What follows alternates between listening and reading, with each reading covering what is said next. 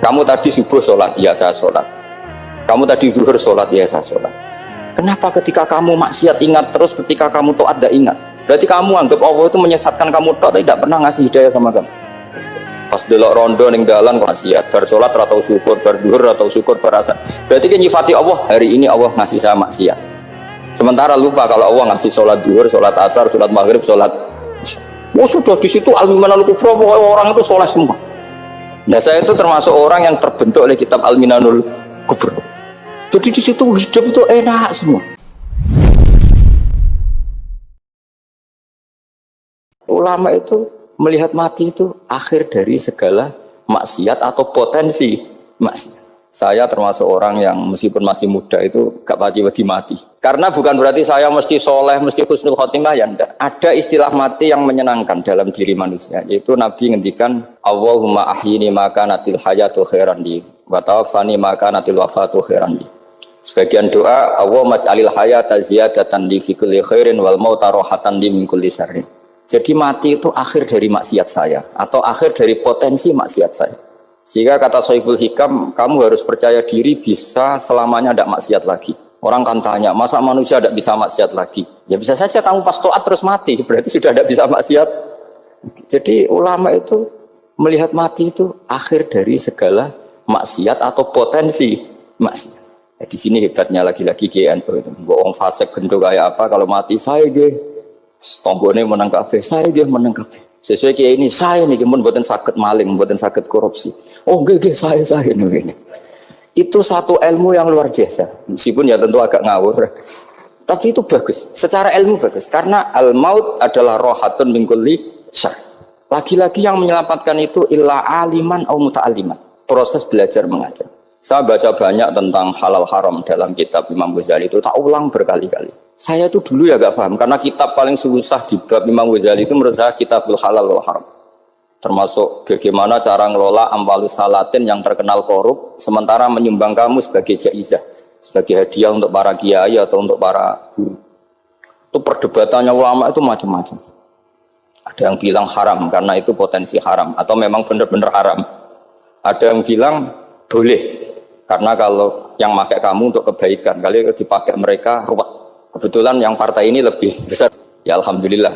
Terus dikiaskan sama ghanimah. Lagi-lagi karena baca. Saya itu pernah ditanya seorang dosen di Jogja. Gus, saya ini muslim mulai kecil dan saya peneliti. Saya pernah sekolah di mana-mana. Yang ganjil dari saya tentang Islam itu satu, yaitu ghanimah. Kok kayak Islam itu rampok gitu ya. Perang sudah orang kafir itu kalah, hartanya diambil gini-gini. Ya ghanimah.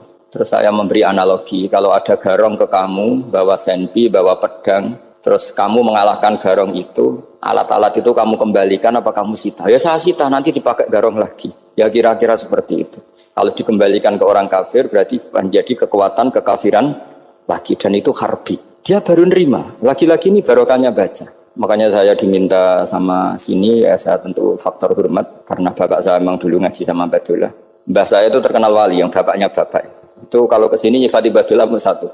Nur isido mondok gini itu enggak apa-apa. Pondok elek lah, kiaimu wali. Zaman itu bapak itu di kamar kursi ya masih ada kakinya. Saya dulu sering dijak ke sini sama bapak. Jadi mbah saya itu terkenal wali dulu. Jadi mbah saya itu tirakat terus sampai kapundhut itu poso terus. Kebetulan cucunya agak niru. Saya tidak niru itu karena itu Gus Zaki. Memang disuruh tidak niru. Kata mbah saya, kira usah tirakat, terus tak tirakati aku. Itu. Jadi saya, Mbah Mun juga gitu. Kowe haram tirakat, terus tak tirakati aku. Saya senang sekali. Tapi tua-tua kok mikir butuh. Nah, terus nirakati butuhku sopo. Jadi mulai jadi kiai betul Mas Latif, saya ini sudah mulai mikir butuh. Karena saya ini termasuk orang yang kecelok alim yang enggak banyak orang menghormati karena sudah diramal sama mbah-mbah. Di dulu mbah saya Mbah Nur Sam itu, kakak saya itu SMP SMA, kakak saya yang kedua juga SMP SMA. Mbah saya itu Mbah Nur Sam itu yang nganterkan bapak ketika mondok sini itu, yang ikrar karo Badullah wali Mbah Nur Sam, ahli tirakat, ahli puasa. Itu bilang, Nur, anak sing iki aja pondok, aja sekolahno. Sumben sing ngalim ku anak sing iki. Ketika saya hampir tamat SD sama mbah saya Tuban, mbah saya Naruan juga disabdo begitu. Singkat cerita sama Mondok Sarang. Mondok Sarang pertama langsung dikenal Mbah Mun, wong anak kiai jadi langsung dikenal. Didoni macam-macam terus jadi wong alim juga ada yang ngelem. Biasa aja untuk dongane wong sepuh-sepuh. Ya sebenarnya agak kecewa ya, saya inginnya kan dianggap prestasi gitu. Ternyata dianggap doanya orang-orang sepuh. Ya, makanya kalau ini kita ya rodok, ya syukurlah sama Bang Mutamakin sama semuanya karena tadi kenapa saya harus cerita ini? Quran sendiri mengakui bahwa orang soleh itu diantara aturannya adalah dzurriyyatam ba'duha min ba'd. Meskipun Allah bisa bikin orang soleh dari mana saja, tapi yang legitimit itu memang dzurriyyatam ba'duha min ba'd. Dan kata dzurriyyah itu tasmalu auladal inas, kata Ibnu Hajar al-Asqalani, memasukkan turunan yang dari ibu. Meskipun tentu secara wali nikah atau secara disiplin nasab dari ibu itu tidak ngefek. Tapi dari segi fa'innal irqadassas, bahwa sistem tubuh kita itu tetap ada gen dari seorang apa? Ibu. Sehingga banyak ulama tafsir mengatakan dzurriyyah itu tasmalu auladal inas. Dzurriyyah itu memasukkan turunan dari apa? Ibu. Bapak saya itu nasabnya nasab wali, jadi babahnya itu suka tirakat, suka. Ibu itu nasab kiai. Jadi kalau bapak wiridan itu, kalau istiqomah itu disalahkan sama keluarga ibu. Istiqomah itu salah. Karena ijabu malam yajib, mewajibkan sesuatu yang tidak wajib. Itu masalah secara ilmiah. Mbak Mun itu sering kritik kalau ada pondok kok wajib puasa, wajib merawat itu sering kritik. Itu secara fikih bahaya. Ijabu malam yajib, mewajibkan sesuatu yang tidak wajib. Dan itu kriminal dalam bab fikih. Betul itu, sama cari di Sulam Taufik. Babnya itu ngeri, ijabu malam yajib itu tidak dihitung minal kabair. Dicari sendiri itu di bab Sulam Taufik. Tidak perlu saya sebut, itu parah betul malah cara menvonis Abdullah bin Husain bin Thohir di Sulam Taufik. Ijabu malam yajib. Tapi pondok-pondok yang tirakat tidak kurang dalih. Niki boten majibaken, ngelatih. Boten majibaken tapi napa? Nah, silsilah dari keluarga ibu itu suka ilmu. Sehingga Abdullah bin Mas'ud itu tiap hari itu mensweeping orang yang sering duha. Kalau ada orang duha istiqomah itu disweeping. Awas, harus seminggu sekali, nggak boleh tiap hari. Masa sholat fardu kamu saingi sholat duha? Nggak boleh, fardu tersaingi. Itu Abdullah bin Masyhur, sama cari di Al-Hunyah itu. Sayyidah Aisyah kalau ada orang duha tiap hari dimarahin. Dan itu secara konstitusi ilmu benar karena Nabi Qiyamul Lail Ramadan itu hanya 4 hari yang dipandu. Lainnya itu enggak. Khasyata ayyufradu alaihim, kalau dalam sahih takut dianggap fardu. Akhirnya istiqomah itu masalah di keluarga saya yang dari ibu. Nah, kebetulan kita ini suka ada istiqomah, akhirnya ya seperti ini. Tapi ini ilmu harus kita bicarakan. Tapi yang istiqomah, Bapak itu pengagum Badullah. Bapak itu suka sama istiqomah karena punya guru dulu Ki Zubedi istiqomah, Badullah istiqomah. Tapi jangan kira Badullah itu hanya istiqomah. Saya punya sanad banyak, mungkin Gus Zaki lebih tahu. Sering saya diceritani Bapak. Badullah itu anak ambek wong fasih teman-teman itu ya rapati cocok. Senajan to majibno fasih. Tak takoki iki ngopo.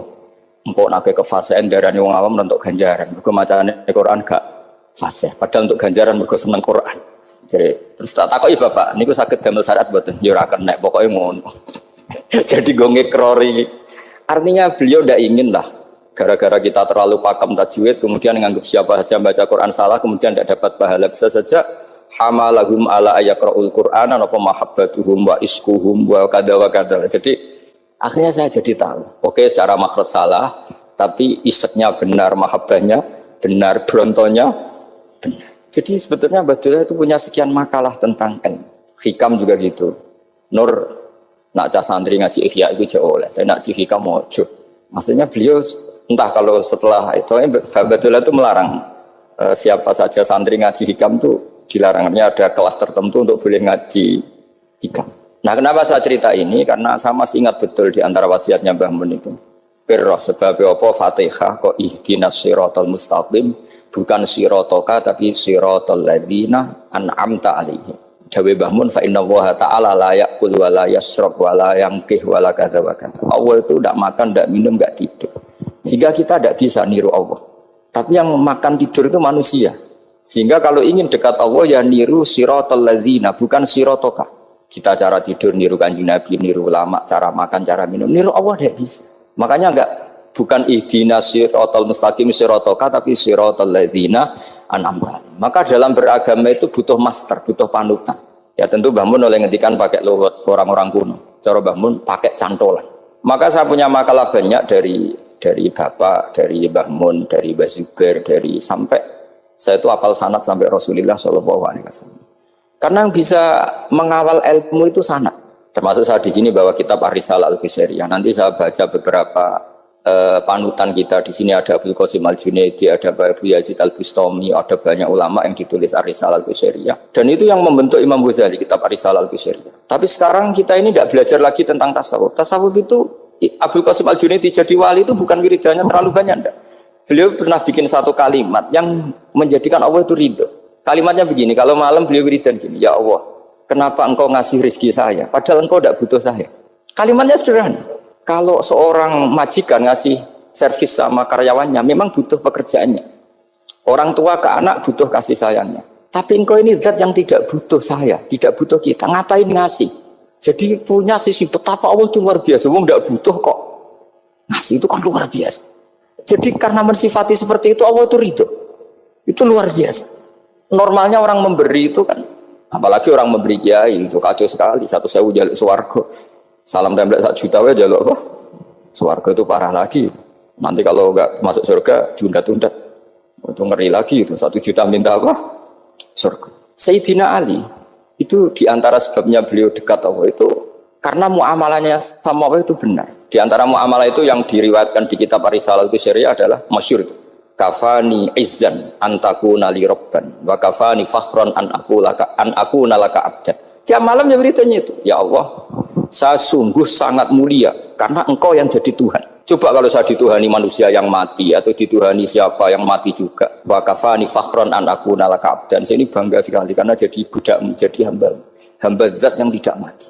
Jadi pakem-pakem yang menjadi masyrab kalau dalam bahasa tasawuf itu yang menjadikan wali. Sehingga yang dikatakan ibadah itu apa? Ma'rifatullah, mengenali Allah secara benar. Jadi jangan kira wali-wali dulu terus terlalu istiqomah, ada juga. Mereka punya pakem yang menjadikan Allah itu ridho. Saya beri contoh nih di sini banyak makalah nanti saya beberapa baca tabarruk. Banyak riwayat dari orang-orang sufi. Nabi Ibrahim itu pernah ketemu orang Majusi. Beliau terkenal sakhok, terkenal sakhiyah. Ketika ketemu orang Majusi, ya Ibrahim saya ini sehari saja ngasih makan saya. Kamu kan tukang ngasih makan orang. Terus ya tapi bisarti antus lima, kamu harus Islam. Fakihnya Nabi Ibrahim adalah kalau saya menolong dia berarti nolong orang kafir. Setelah orang itu lewat berlalu karena Nabi Ibrahim gak mau hormat, Allah memberi wahyu ke Nabi Ibrahim. Kenapa ya Ibrahim tidak kamu terima 1 hari, kamu kasih makan 1 hari? Ya karena dia Majusi. Kata Allah, dia umurnya berapa? 60 tahun. Tanyakan, pernah kelaparan kan hanya hari ini? Iya ya Allah. 60 tahun dia kafir tak kasih makan. Minta kamu sehari aja kok gak boleh. Akhirnya Nabi Ibrahim dipanggil orang Majusi, dikejar dipanggil. Ayo tak kasih makan 1 hari. Kok kamu sekarang jadi baik? Habis ditegur Tuhan. Terus kata, ahakada yu'amiluni. Apa seperti itu Tuhanmu mengu'alamalai saya? Ya na'am. Akhirnya Islam orang Majusi. Jadi itu lagi-lagi ilmu. Jadi yang dikatakan ilmu itu satu teori atau kalimat atau apa saja yang menjadikan kita ini pakem. Meskipun pakem itu kadang sulit diterima orang-orang khusyuk. Orang khusyuk itu ya nyun sewu ada sisi nakalnya. Makanya Mbah Mun sering gaya jargon masyhur. Zada khusyuan, zada jalan, tambah khusyuk tambah bodoh. Bukan bodoh dengan makna salah itu enggak. Memang kadang terus anti ilmu. Misalnya gini, ini contoh yang karena saya ini mengkhidmati ilmu, saya beri contoh yang urusan ilmu. Ada orang sujud diinjek orang fasik, kepalanya diinjek orang fasik. Terus si orang yang sujud tadi ini ada di Sahih Muslim, juga ada di Ihya. Wallahi la yaghfirullahu laka. Pakai sumpah, wallahi la yaghfirullahu laka. Allah langsung mewahyukan ke Nabi fi hadzal zaman, fi tilkaz zaman atau fi dzalikaz zaman. Man dzalladzi yata'alla alayya alla aghfira li fulan qad ghafartu lahu wa ahbattu amalak. Katakan ke orang itu, siapa yang mencatut nama saya yang hanya berstatus tidak memaafkan. Itu enggak fair. Saya ini Tuhan kok bisa yaghfir, bisa yu'adzib. Kok sifat saya tinggal 1 yu'adzib itu gimana? Dicatut separuh itu Allah tidak terima. Tapi kalau kita baca Quran, saya ini sama orang fasik ya benci. Saya ini orang soleh, setidaknya pura-pura soleh lah. Karena di depan para kiai. Tapi mau tidak mau. Ketika Allah mensifati dirinya tentang orang munafik gimana? Wa yu'adzibal munafiqina in sya'a au yatub. Ini cocok tidak cocok. Potensi memberi tobat itu ada. Meskipun sama kalau orang munafik, tapi ya tetap bacanya wa yu'adzibal munafiqina ya in sya'a au yatub. Rasulullah kayak apa bencinya dengan Wahsy karena qatilu Hamzah. Tapi Nabi tunduk sama konstitusi Quran. Laisa laka minal amri syai'un aw yatuba alaihim aw yu'adzibahum. Akhirnya Allah malah memberi tobat sama qatilu Hamzah yaitu Wahsy. Ini pentingnya baca lagi. Kalau kita tidak baca, hanya khusyuk saja, tidak baca, pasti sama orang yang menginjak orang sujud tadi, yang nginjak pasti salah, nggak dimaafkan. Bongso pasti. Pertanyaannya adalah, betulkah Allah punya sifat satu, yaitu yu'adzib? Makanya kalau kita baca, misalnya baca Quran, walillahi mulkus samawati wal ard, ya sudah, yaghfiru liman yasha wa yu'adzibu man yasha. Kalau nuruti rasa kita, ya inginnya ke kita, yaghfir, ke orang lain yu'adzib. Tapi Tuhan kan nggak terima, saya ini Tuhan kok didikte makhluk saya ini gimana? Nggak bisa. Sehingga ya ini lagi-lagi ilmu. Makanya saya cocok tidak cocok itu suka baca. Saya suka sekali baca, mulai ulama dulu, ulama modern, setengah dulu, mulai ulama yang kedunian sampai setengah kedunian. Suka. Saya dulu tuh nggak suka uang, karena saya memang tadi mbah saya dari bapak itu wali mas tadi. Kalau tadi Mas Nadif jujur, mulai Mbah Soleh itu suka bully mertuanya, jadi saya alhamdulillah dia jujur. Jadi Mbah Soleh itu menantunya Raden Asnawi, itu ya bully-bulian sama ini terus ditiru beliau ini.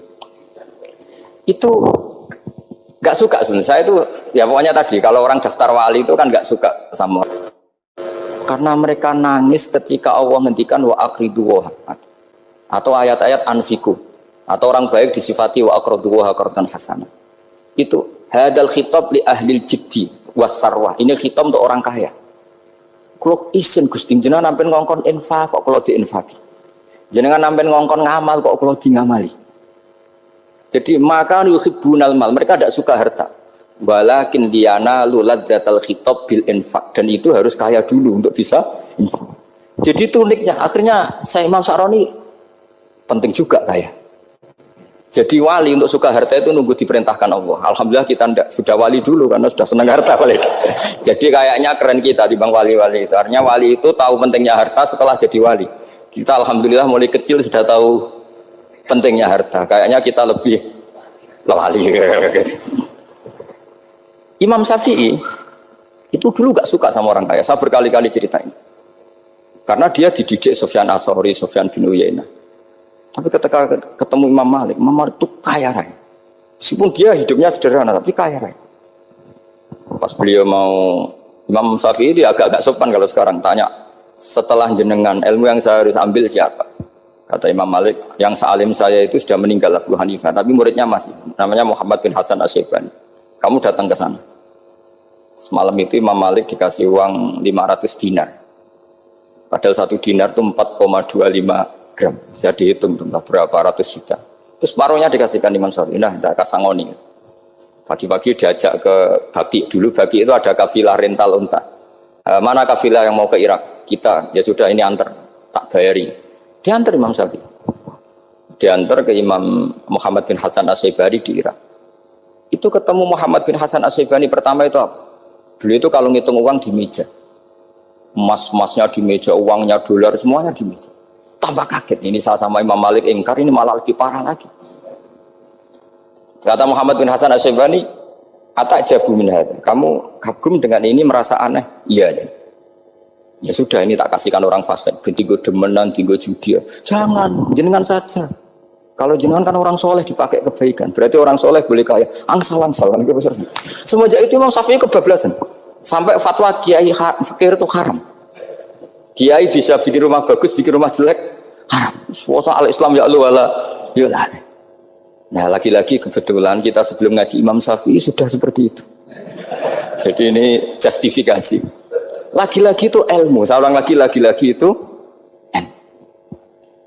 akhirnya saya membaca kitabnya Imam Sa'roni namanya Al-Minanul Kubro. Itu beliau cerita wa mimma manallahu alaihi. Kesannya kayak orang sombong. Tapi sebetulnya yang sopan itu yang sombong, karena Imam Sa'roni kan bilang, kamu harus memaklumatkan diri kalau antum minal ulama il amilin. Kamu termasuk ulama yang amilin. Terus ditanya sama orang-orang, bagaimana kalau nyatanya enggak? Kamu tadi subuh sholat, iya saya sholat. Kamu tadi zuhur sholat, iya saya sholat. Kenapa ketika kamu maksiat ingat terus, ketika kamu taat tidak ingat? Berarti kamu anggap Allah itu menyesatkan kamu tapi tidak pernah ngasih hidayah sama kamu. Pas delok rondo ning dalan kok maksiat, bar salat ora tau syukur, bar dhuwur ora tau syukur, berasa. Berarti kan nyifati Allah, hari ini Allah ngasih saya maksiat. Sementara lupa kalau Allah ngasih salat dhuwur, salat asar, salat maghrib, salat. Oh sudah di situ al-Minanul Kubro, orang itu soleh semua. Nah saya itu termasuk orang yang terbentuk oleh kitab Al-Minanul Kubur. Jadi di situ hidup itu enak semua. Makanya saya itu masih ingat dialeknya dua orang alim. Nggak perlu saya sebutkan, ini agak sensitif karena ceritanya itu ada anaknya kiai mau nyalek. Karena dia anaknya kiai tanya, Mbah dalilnya nopo nanti yang kepingin jadi jabatan, mencari jabatan itu sah. Kalau yang jawab tak sebut nggak apa-apa namanya. Jawabnya Mbah Mun oleh nggak apa-apa. Nabi Yusuf juga ada jabatan. Terus beliau baca qalat alni ala khuzainil ardi ini khafifun alim.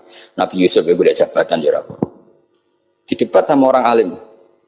Itu Nabi Yusuf syariatnya itu mansukhoh bi syariati Rasulullah Muhammad SAW.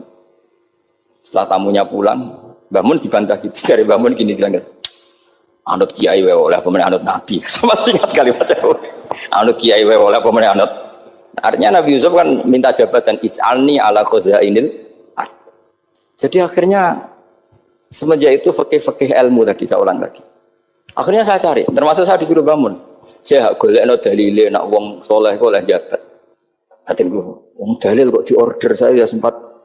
Ternyata saya cari-cari ya tadi am yahsudunan nasa alama atahum wa min fadlillah faqad ataina ala Ibrahim alkitab wal hikmata wa atainahum mulkan azim. Keluarga Nabi Ibrahim di antara sifat yang disebutkan Allah adalah dikasih mulkan azim.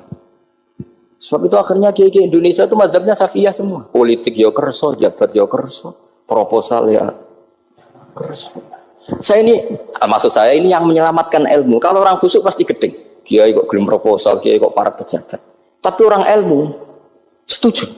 Nah saya nggak tahu setujunya itu bawaan ilmu apa bawaan nafsu tadi itu yang mulai saya data. Nah kalau saya kan bawaan ilmu saya baca. Itu bedanya saya dengan Mas Nadif jadi bawaan baca. Karena kemarin saya dibully habis-habisan di Kudus. Saya tidak punya kesempatan bicara di menantunya Neng Mu'ah ya. Wah ini kurang ajar betul orang ini kata saya. Tapi saya nyari sisi positifnya. Kalau saya dibully kan saya madlum. Orang madlum gampang jadi wali. Yang dia bully berarti zalim ya sudah berarti wali saya gitu. Nah supaya dia juga wali sekarang tak bully supaya impas gitu. Jadi ini nolong beliau. Jadi saya 22 hari itu kalau habis subuh ke rumah sakit. Tapi kalau asar pulang ngajar. Ya begitu terus. Karena mbah-mbah saya itu sukanya ilmu Masya Allah. Karena ilmu itu penting. Apapun pakemnya para wali itu kalau diingatkan secara ilmu itu terus kayak runtuh. Saya berkali-kali mencontohkan. Dan itu valid, data itu valid. Sufyan bin Uyainah itu orangnya khusyuknya Masya Allah. Gurunya Imam Syafi'i, gurunya Imam Malik. Itu beliau menceritakan dalam kitab Khilyatul Auliya. Nabi Isa itu senengannya itu ceria sekali. Nabi Yahya itu senengannya bersengut, abusan, suka kayak takut akhirat, takut penyakit. Tapi bukan takut corona, enggak ya jelas kan.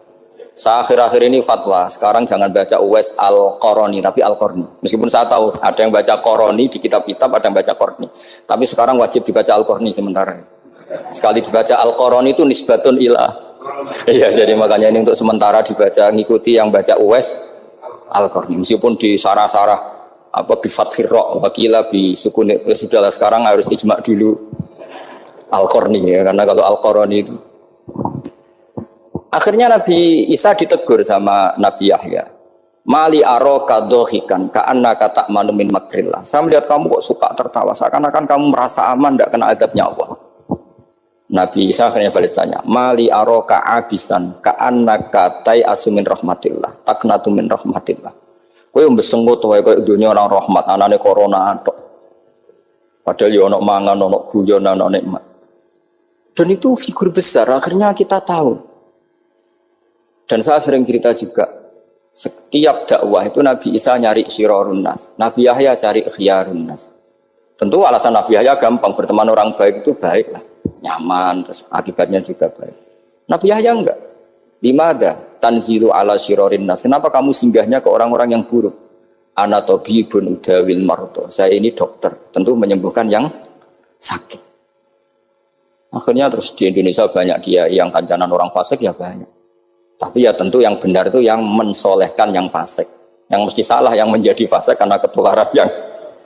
Tapi itu lagi-lagi apa? Ilmu yang bisa menjadikan kita percaya itu ilmu. Saya tuh suka sekali baca kitab yang berbeda. Saya sekarang baru belajar kitab orang-orang Hanafi. orang-orang Maliki. Saya kemarin dikirimin hadiah oleh keluarga Pak Kures, ada tanda tangannya Pak Kures dari Habib Ali, dari keluarga beliau.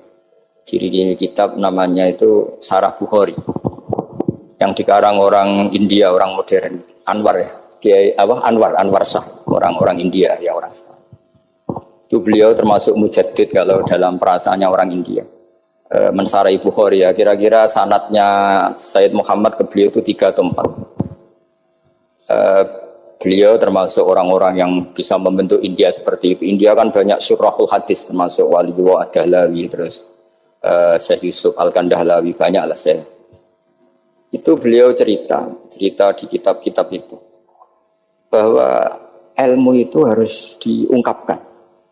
Terus beliau cerita banyak tentang kewalian. Sampai dalam cerita kewalian itu unik. Dan terus kayak jadi wali itu gampang sekali. Ya diantaranya itu wali ku mau modal rasido. Sab'atun yuzilluhum wa fi dhillihi wa la dhilla illa dhill. Itu diantaranya itu wa rajulun da'athu imra'atun datu jamalin wa mansibin faqala inni akhafu. Mau modal gak sido. Wis dijak wong ayu menarik muni ra gelem. Modal ra gelem iku iso dadi wali. Iku yuzilluhum wa fi dhillihi wa la dhilla. Ya. Nah, masalah kita ora digelemi lah, itu masalah. Itu sangat. Jadi gampang sekali dalam kitab Al-Minanul Kubra. Dan kalau baca itu enak. Misalnya gini, tentu masa lalu kita yang buruk itu tidak diceritakan orang lain. Dan itu kadang karena gengsi. Tapi kalau melihat hadisnya Nabi itu gampang sekali. Kullu ummati mu'afan ilal mujahirin. Umatku semua itu dimaafkan kecuali yang memperlihatkan salahnya, dosanya. Jadi nggak boleh kalau sampean sekolah nggak naik kelas cerita anaknya. Kalau saat dulu nggak naik kelas, kalau punya utang koperasi nggak pernah bayar, nggak boleh cerita seperti itu. Kalau ditanya, bapak dulu pinter nggak? Oh pinter sekali. Harus bilang gitu, pinter sekali. Pernah ranking pak? Ranking sekali sudah nggak apa-apa itu. Meskipun dengan makna yang lugawi ya. Saya dulu iskal. Kan nyun sewu saya ini sering diparani orang yang mau tobat, tercerita gue saya dulu sering main perempuan, sering mabuk, tapi sekarang saya mau tobat gini-gini. Karena ini orang awam, tak terima. Tapi saya bilang gini, kamu jangan cerita ke anak kamu. Terus dia cerita, tapi kan saya harus jujur. Karena ilmunya dia baru terlalu jujur itu penting gitu. Terus pokoknya menurut kula ora oleh cerita, pokoknya ora oleh cerita. Ya guys, oke nurut. Setelah itu saya nyari-nyari sarah, termasuk kitab itu. Kok bisa orang yang tidak mujahirin, orang yang menutupi salahnya malah dimaafkan, yang cerita jujur pernah salah malah tidak.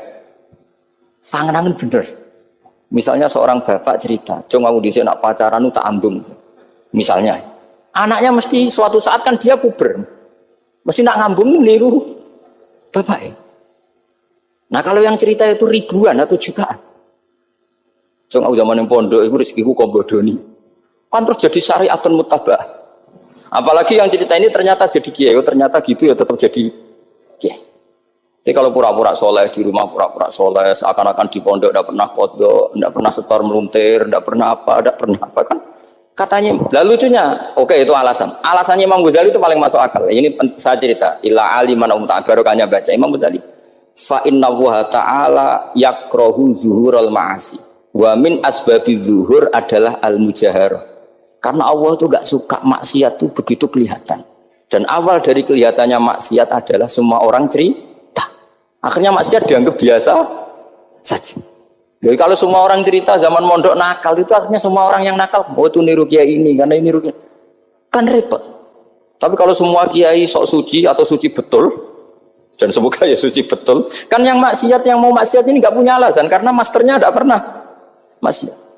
Meskipun sebagian yang sultan nggak pernah konangan, nggak tahu pokoknya yang penting seperti itu. Itu hebatnya konsepnya. Saya dulu ya iskal loh. Kok? Ya tadi kullu ummati mu'afan illal mujahirin. Saya dulu eskal. Tapi setelah baca Ihya kata Imam Ghazali, karena Allah itu enggak suka zuhurul ma'asi. Allah enggak suka kalau maksiat terlalu muncul. Dan termasuk sebabnya muncul adalah setiap orang jujur menceritakan masa lalunya. Sebab itu kita sebagai orang Islam yang entahlah istilahnya apa. Kalau istilahnya Mas Najib Islam Nusantara atau moderat macam-macam lah. Saya termasuk orang yang sebetulnya ingin nggak setuju, bukan karena menentang. Nanti ngapalkan firqahnya kebanyakan. 72 aja ngapalkan banyak, ditambahi Islam moderat, Islam garis, apalagi itu? Oh, garis lurus. Ada yang lagi lucu. Ya, macam. Tapi setelah saya ulang lagi, setelah baca banyak, itu akhirnya menjadi tahu. Karena apa ya? Fitrah salimah kita. Misalnya gini, ada cerita di kitab-kitab. Nabi Musa pernah istisqa nggak mandi, kan nggak terima, dia seorang nabi kok istisqa nggak mandi. Saya ini kalimuka ya Allah, kenapa doa saya nggak mandi?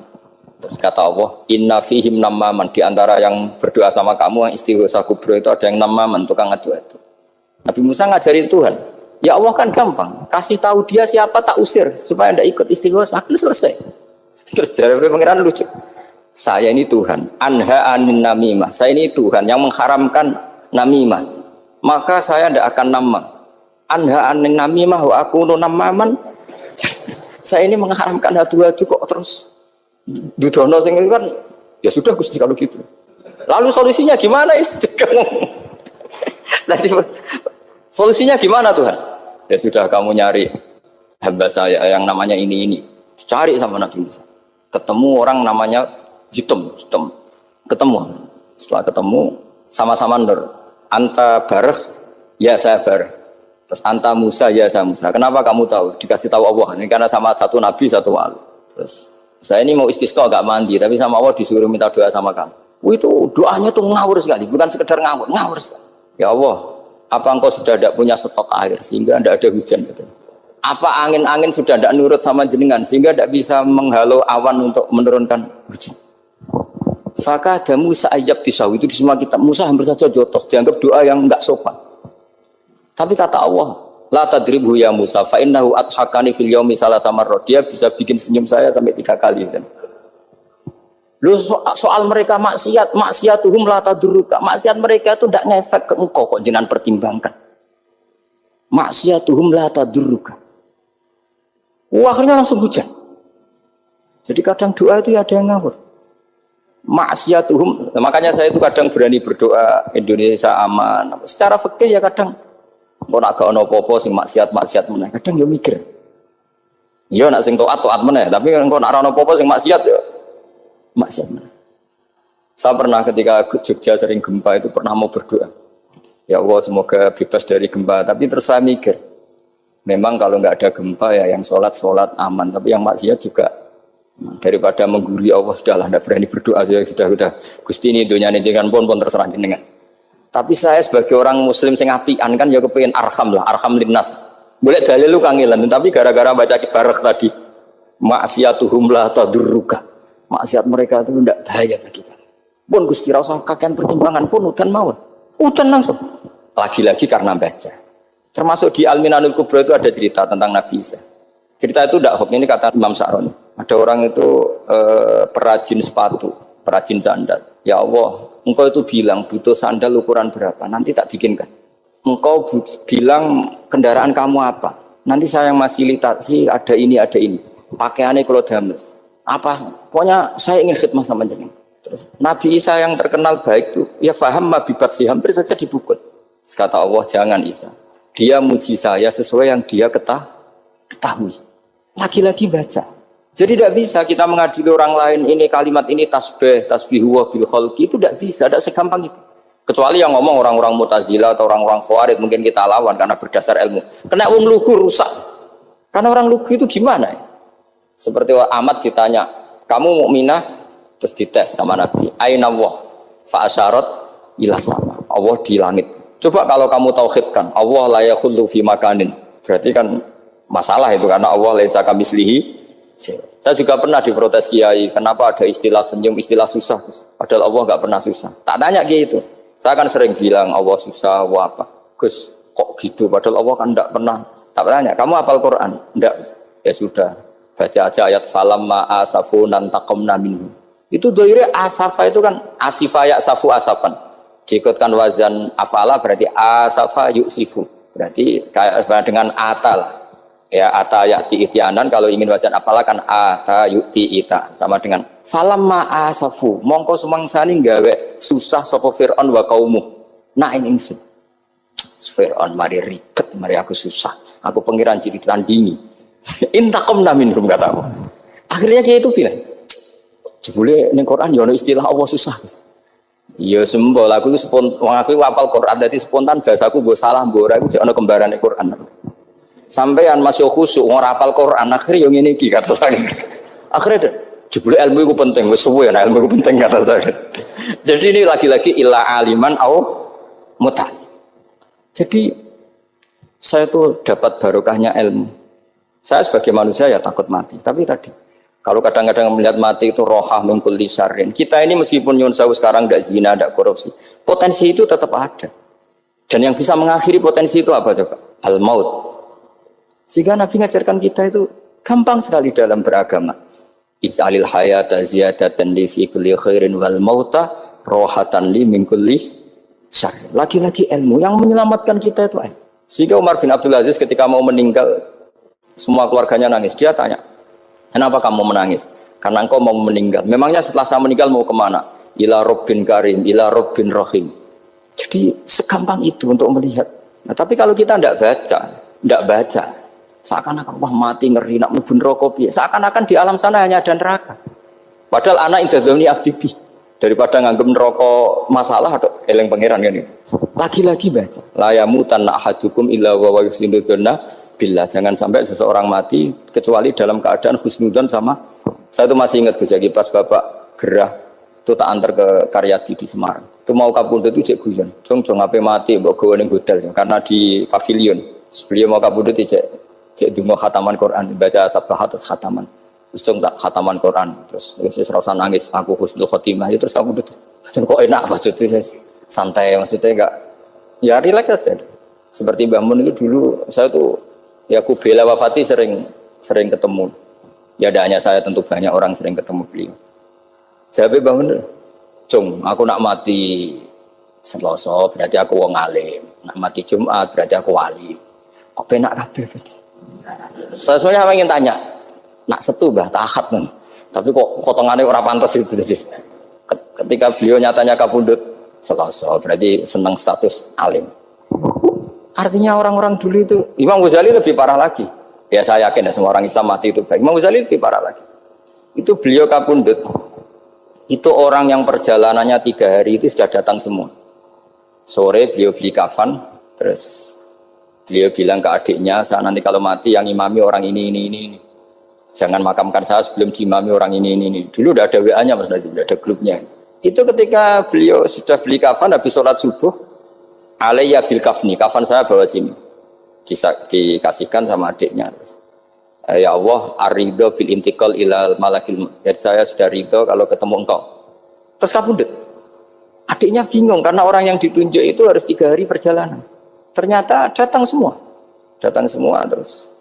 Kok kenapa engkau datang? Ghazali wis kandha aku wingi 3 dina yang lalu. Jadi aku langsung perjalanan. Pamit gitu. Lalu kubu sebelah ini cerita Mas Nadiem yang tukang tukaran sama kubu sebelah itu Mas Nadiem. Kalau saya ini orang baik gak suka tukaran berarti. Yang aku orang baik itu penting cara kita Al-Minanul Kubra karena kalau ngaku orang elek berarti kenangannya Allah sama kamu itu bikin elek, tidak bikin baik. Itu cara pikiran Imam Sa'roni dalam Al-Minanul Kubra. Kamu kan boleh mengatakan saya habis makan, habis minum. Artinya apa? Kamu habis dapat nikmat. Kamu harusnya juga bilang saya habis ngamalkan ilmu, saya habis dapat hidayat. Wong tadi kamu ya sholat subuh, kamu ya baca Quran. Susah opo sing ngakoni tahu apik cara Imam Sa'roni gitu. Senengane kok kalau mau bermaksiat berdelok wong wedok. Memangnya Allah mau amalah mbek kowe mau elek tok atau mau amalah apik? Ini rada provokator, tapi ini cerita ilmu, Makanya saya kenapa tetap hormat Mas Nadiem karena provokator meskipun itu asli, enggak karena baca. Kalau ini asli memang suka sombong memang asli.